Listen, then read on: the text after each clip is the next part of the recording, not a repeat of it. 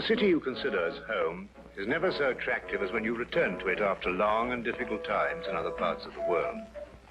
My name is Dr. John Watson. I had served and been wounded in the more remote regions of Afghanistan and had been discharged from the army with specific instructions to rest.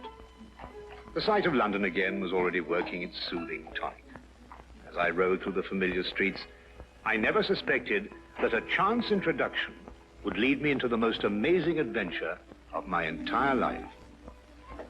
Hi, Stanford. Watson, old man. Hello, how have you been? It's good to see you. Not as well as you, obviously. You look great, old man. Heard you were wounded. Well, it could have been much worse. Sit down. Care for a drink? Have one. Good. Well, what are your plans now? Got nothing really at the moment. I'm looking for lodgings. Trying to solve the old problem of comfortable quarters at a reasonable price. That's odd. There's the second man today that's used that expression. Who's the other? Well, you wouldn't know him. He's doing some work in the chemical laboratory at the hospital. Might be interesting. Yes, well, I wouldn't mind sharing a flat with somebody if he was all right. Well, Anything wrong? Oh, no. He's rather strange. Well, what's wrong with him? Oh, nothing wrong with Holmes. That's his name, Sherlock Holmes. Well, when I saw him this morning, he was doing some research with a corpse. Oh, what was he doing? He was beating it with a stick. I beg your pardon? Did you ring, sir? 2 shillings, please. Very good, sir. What did you say this Sherlock Holmes fellow was doing? He was beating a corpse with a stick. Oh? What in heaven's name do you want to do that for? He wanted to find out if it was possible to inflict a bruise on a body after death. Why? You know? Did you ask him? That's another strange thing about this Holmes. Somehow, one never thinks to question him. No.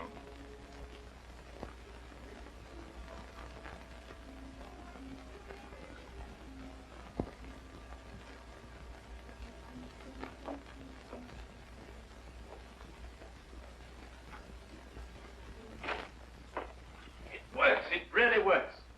You realize you've just entered the greatest chapter in the history of forensic medicine. You're Dr. Watson. Yes, I am. What works? A foolproof test for hemoglobin. You realize what this means, of course. No, I don't. You must be Sherlock Holmes. It will create a revolution in criminal investigation. Yes, I'm Holmes. How did you know I was Watson? Because you've just come back from Afghanistan. How do you do? How you do? How did you know I'd just come back from Afghanistan? Well, it's written all over you. The problem has generally been that a man is suspected of a crime months after the crime is committed. Then when they find bloodstains on objects of clothing, they can't be sure if it's blood, mud, or rust stains. But this solves the whole thing, of course. Oh, of course. Of course. Stanford told me you're looking for someone to share a flat you'd found. Do you know, if this test had been in existence a year ago, it would have meant that von Bishop of Frankfurt would most certainly have been hung. And that goes for Mason of Bradford, Muller, and O'Fay, naturally. Naturally. Who are these people? Did you know, I'm delighted to meet you, Watson. I think you'll like the flat. It's in Baker Street, by the way. Oh, we could pop round this afternoon and have a look at it, if you care. Yes. Oh, yes, rather. I'd like that. Good. Did you mind if I play the violin? No, go right ahead. No, I don't mean now. I mean when we're sharing the flat. Oh, no, of course not. I like a bit of good music. Oh, good. I'm not very good. Oh. Tell me, Holmes. Yes. How did you know I just got back from Afghanistan? Well, it's obvious. Now, that's what you said before. It isn't a bit obvious. You're a doctor, that much we know. But with the air of a military man, therefore an army doctor. You've acquired a sunburn. I know it's not your natural color because your wrists are white. Your eyes tell me that you've recently been ill. I'd say some sort of tropical fever. You use your left arm stiffly as though you've sustained a wound. Now the problem becomes, where would an army doctor have contracted a fever, sustained a wound? And the answer, my dear Watson, is in the present campaign in Afghanistan, naturally. Naturally. Of course, it's obvious. Naturally. We examined examined the rooms at 221B Baker Street that afternoon and promptly moved in on the following day. I had, at this point, known Sherlock Holmes for only 24 hours. But the man's fantastic powers of perception, coupled with the almost unpredictable personality I'd ever encountered, kept me in a state of constant surprise when I wasn't being shocked. It was unbelievable, the things he knew and the things he didn't know. Now, really, my dear Holmes, you mean to tell me you didn't know that the Earth moved around the sun? Really? But every school child knows that. Well, now I know it, too. I shall promptly proceed to forget it. But why? Yes. Why? Why should I remember it? Well, because it's a natural phenomenon. Well, is it important? Does it affect us? If you told me the Earth went around the moon, would it make any possible difference to our way of life? Well, put it that way, no. Then it's useless information, and I shall do my best to forget it. I advise you to do the same. At times, I thought the man was joking and simply having a bit of fun at my expense.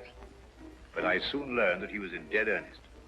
I also, unknown to him, made a brief classification of the man's knowledge. Literature? Nothing. Philosophy? Nothing. Astronomy? Nothing. Politics? Disinterested. Botany? He knew everything there was to know about poisons and absolutely nothing about practical gardening. Chemistry? Profound. Sensational literature? Without question, Sherlock Holmes knew the details of every horror perpetrated in the last 100 years.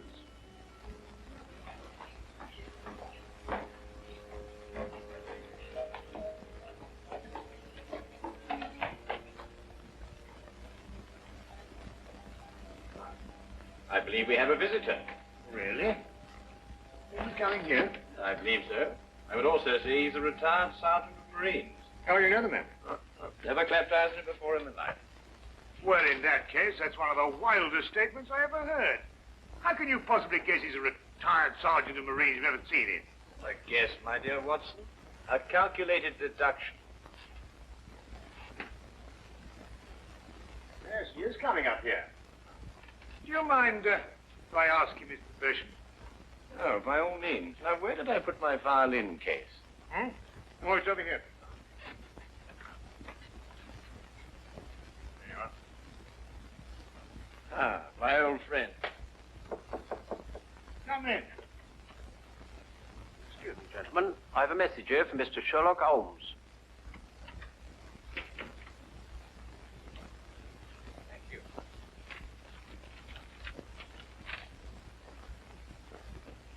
Excuse me. Sir? Do you mind telling me your occupation? Not at all, sir. I'm a civil servant employed by the police department. Thank you. I just wondered.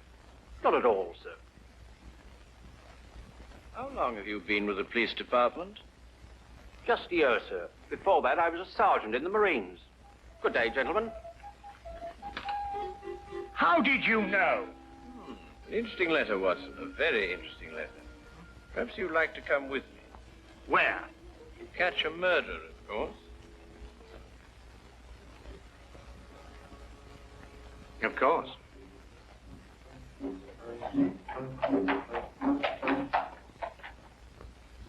How did you know that that man was an ex-sergeant of Marines? Who? A messenger from the police. Oh, yes, the retired sergeant of Marine. That's what I said. Well, there's nothing mysterious about such observations, my dear Watson, but unfortunately, when explained, they lose their romantic order of mystery. My decision was based on observation and logical deduction. The man had a large anchor tattooed on the back of his hand. This was visible from our window. I admit I didn't notice it at the time, but since you mention it, I think there was an anchor. Oh, there was indeed. He also wore regulation sideburns, had a slight nautical robe. Thus, I judged him a Marine. Oh, a guess, I grant you, but only a refinement of guesses one makes every day. Don't be so disgruntled, Watson. Test your own powers of observation. We are entering the perfect situation. So, what are we entering? A house that holds a murdered man.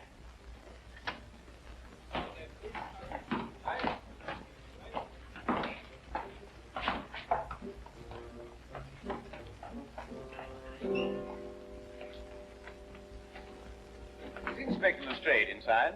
Yes, sir. May I have your name, please? Yes, Sherlock Holmes. This is Dr. Watson.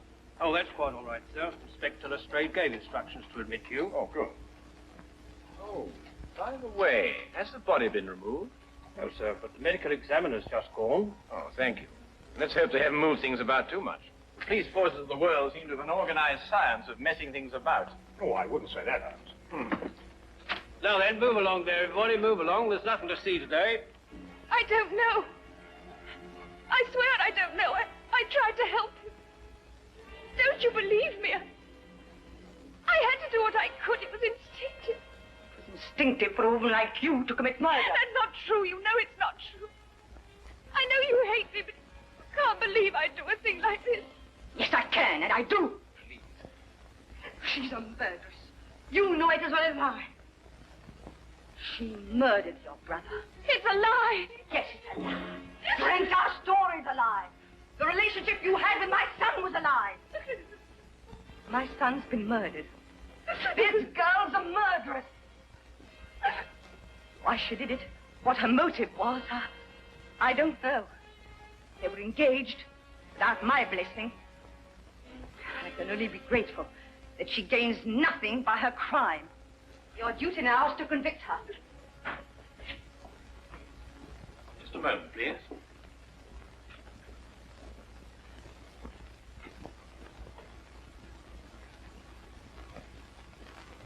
Notice the angle of incision, Watson. Yes. Well, the force of the blow and the general penetration of the upper region of the chest. How long would you estimate before loss of consciousness? Well, it's difficult to say. 30 seconds? Minutes? Oh, between the two. I see. And death? Shortly thereafter. 2 minutes? 3? 3 or 4, I'd say. Thank you, Watson. All right, take him out. Ah, forgive the interruption. I would prefer to have been invited before the body had been moved. I thought you'd be interested, Holmes. Oh, thank you, Lestrade. Oh, may I introduce my friend, Dr. Watson, Inspector Lestrade of Scotland Yard? How do you do? How do you know? So you're completely stuck, eh, Lestrade? What do you mean? Well, you thought I'd be interested. Why don't you admit it? You're in a jam. Magnificent cabinet work, don't you think? What you say isn't exactly true, Holmes. I've done you a favor. This is an interesting case. Of course, there are 1 or 2 unexplained details, but I don't believe it'll be long before we're What's clear. your principal problem? There's no motive. I found this girl with a knife in her hand. My brother lying dead on the floor. I found Peter on the floor. I tried to help him By stabbing him? by removing the knife. Anybody would have done the same thing. I love him. Oh, my dear young lady, there's no cause for you to alarm yourself. No one's accusing you of, well, of what happened. This would be a clear-cut case if only she had a reason for murdering him. There happened to be a policeman outside the house during the murder, and he said that no one came in except her. Well, what about the others? Who benefits by her death? Well, no one. The estate was left in such a way that if he died before he married, everything went to charity. My dear Inspector Lestrade, he didn't die before he married. This young lady and the man whose body was carried out of here had been married for at least a week. In the event of his death, I imagine everything passes to her.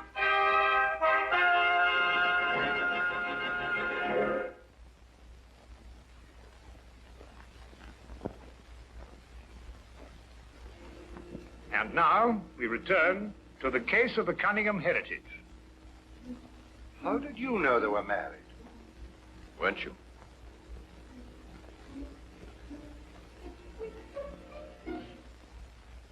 Yes, a week ago. Then you do benefit by my brother's death. You're his heir. I don't know if I am or not. I only know I didn't kill him. I swear I didn't. Where were you married? We went down to Brighton last weekend. Well, why didn't Peter say anything about it? I don't know. He asked me not to say anything, so of course I didn't. I'm afraid, young lady, I'll have to ask you to accompany me to headquarters. Sam.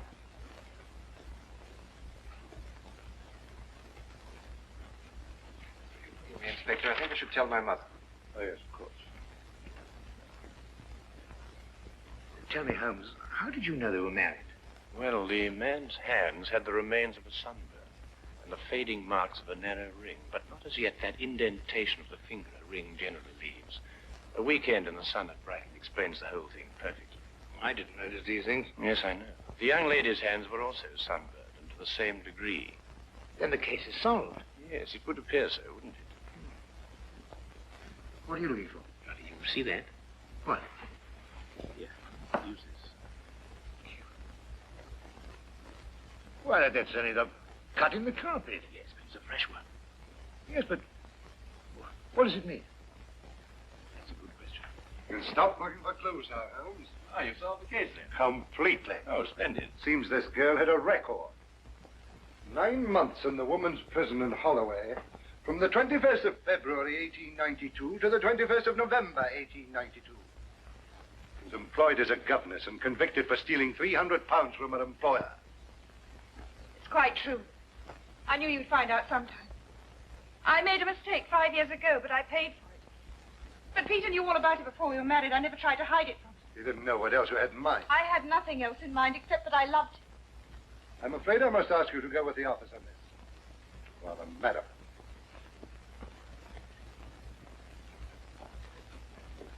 Well, that's how I like my cases. Fast and simple. Oh, you must tell me some more about it. Well, there's nothing to tell, really. Her story was that Peter asked her to call here at 10 sharp. She arrived, found the door open for her, came in here and found him writhing on the floor with a knife in his chest. She screamed, pulled it out. Just then, Brother Ralph walked in. Peter died without saying another word. So she stabbed him for the inheritance and was caught in the act. Simple. Well, falling off a log. Couldn't be simpler, could it, Watson? I still think it's a tragedy. Yes, but my job, Dr. Watson, we run up against it all the time. Yeah? No, thank you. Well, I suppose you've had some amazing adventures. Yes, but one learns to have a real philosophy of life and get a good perspective. Yes, I suppose. But just the same, I think it's a pity. Just another case of a clever girl being too clever. For a clever girl who intended to murder her husband, he certainly chose the most stupid possible way to commit the crime. What was that? Well, what's this? Checkbook. Oh, amazing deduction, Lestrade. Look. So Peter Cunningham drew a check for £1,000. 6 weeks ago, and 5 weeks ago, and 4, and 3, and 2, and that's all. Well? They're drawn to cash. Well, I don't get your point. He was a very rich man. Well, it's a great deal of cash. It was his own money. I suppose he could do what he liked with it. You may have hit the proverbial nail, Lestrade. Now, look here, Holmes. You're trying to start something that just doesn't exist. Do you think so? I have a great deal of respect for your opinion, Holmes. But your trouble is that you can't leave things alone. If there isn't a mystery, you have to make one, or you're not happy. You're right, I'm not happy. There are marks on the carpet indicating a struggle. The man whose body was carried out of here was over 6 feet in height. If he had struggled with the girl who had left here, I don't think he'd have lost. She surprised him. Oh, but he was expecting her. That's her story. I'd say she sneaked up on him. What, had stabbed him in the chest? How do you sneak up on someone and stab him in the chest, Lestrade? Now, look here, Holmes. You're trying to start something, and I just won't stand for it. That girl's a jailbird, and she's guilty, and she's going to hang. And that's the end of the case. I see Inspector Lestrade is up to his usual mental gymnastics, trying to hammer square pegs into round holes. Well, Lord, it's been a great pleasure meeting you, Inspector. I warn you to keep away from that man, Holmes, or you'll be insane in less than a week.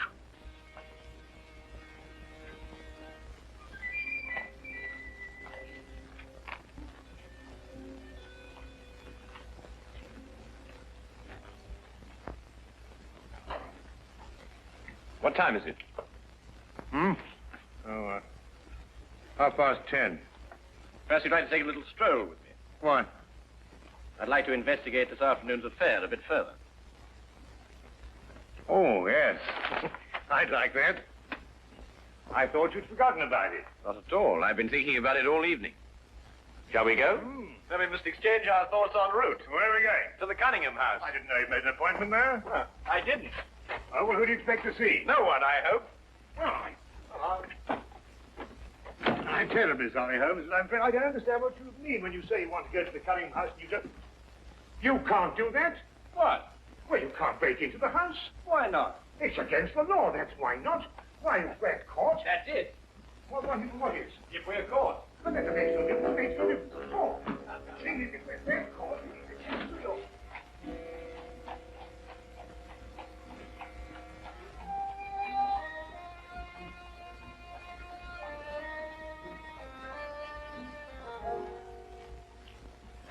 quietly now. But look, Holmes, we can't... Shh, come on.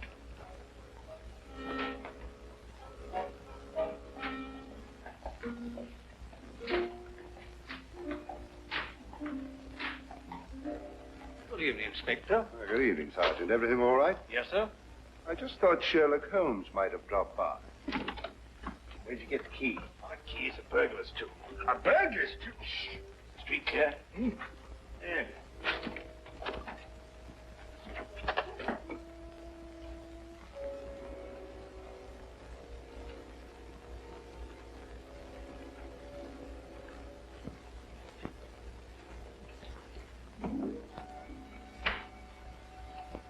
How do you know he's out? Because I had a spy watching the house. Go through that cabinet.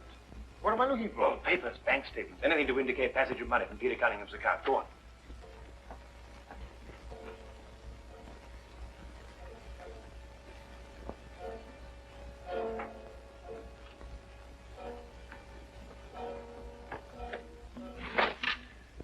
It's absolutely ridiculous. Looking for something and you don't know what in order to catch somebody and you don't know who.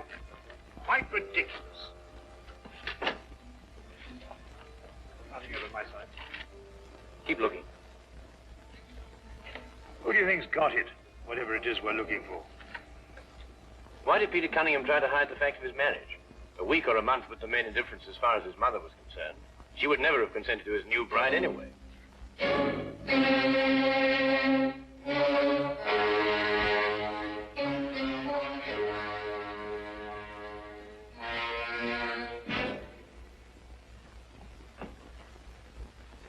He married her to prove to me that my blackmail wouldn't stop him.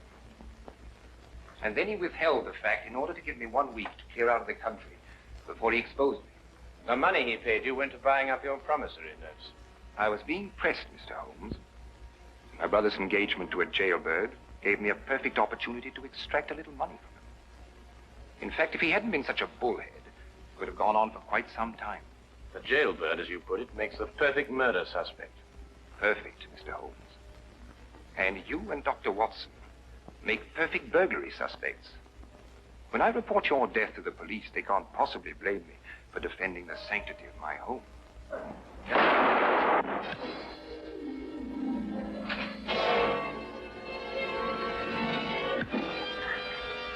Well done, Watson. Oh, I could have done a bit better, only it was my bad shoulder. Quite all right, Watson. Think no more about it. So that's our murderer. Yes, the only possible one, of course. Only a man could have struck that blow. Peter died, as you say, within 3 or 4 minutes. And there was a bobby outside the whole time. Yes. Crystal clear. No, it's completely obvious. Well, what do we do now? What's going on here? Who fired that shot? We will sit with the good inspector, and with the aid of our evidence, a bit of logic, and a few simple diagrams, we will endeavor to convince him that night follows day, and that 1 and 1 inevitably makes 2. How did you two get in here anyway? Now, Inspector, calm yourself, calm yourself. Come, sit down. Now, there's a good chap to sit right here. Now, you see, we have a great deal to talk about.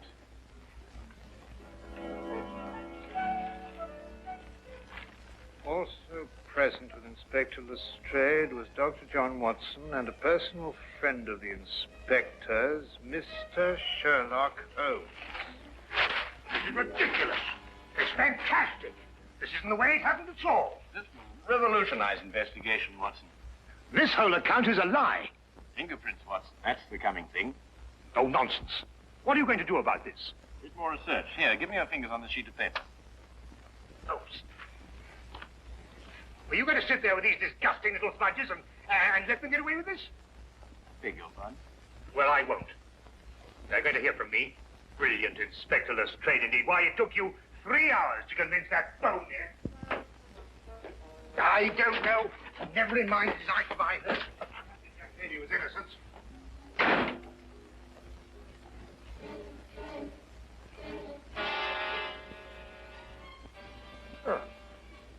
I wonder if he got more than a shoulder wound in Afghanistan.